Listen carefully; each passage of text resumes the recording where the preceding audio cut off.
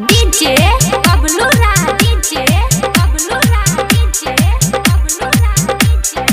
Mithila recording studio, थाना चौक, झंझारपुर। हे हे हे हे हे हे हे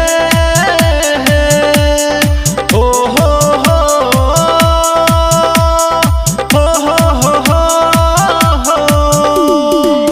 तेरी दिल करता है हंसाना, मेरा पास मत तू आना। तेरी दिल करता है हंसाना, मेरा पास मत तू आना। मुझे डर है आपसे, मुसीबत में न लाना है।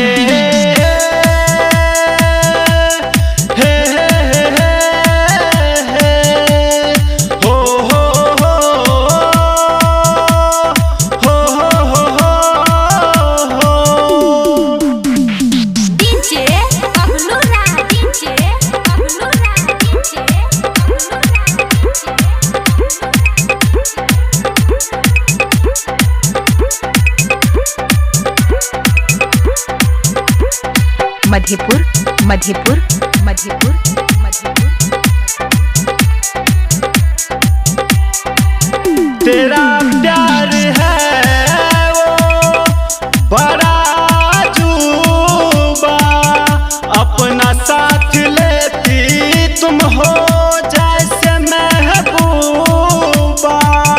अपना साथ लेती तुम हो जैसे महबूबा।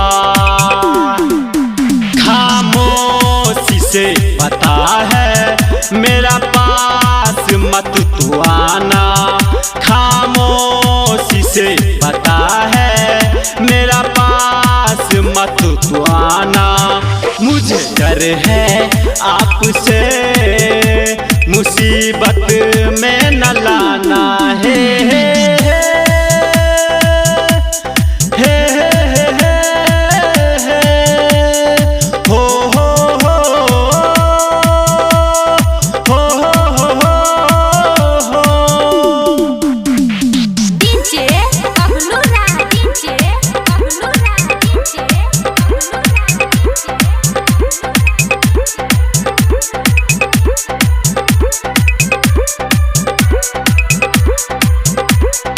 मधेपुर मधेपुर मधेपुर मधेपुर। ये दुनिया गोल है, अंदर से बोल है। तेरे मेरे प्यार का नहीं कोई मोल है। तेरे मेरे प्यार का नहीं कोई मोल है। आशोक आशिक का कभी दिल ना तुम दुखाना।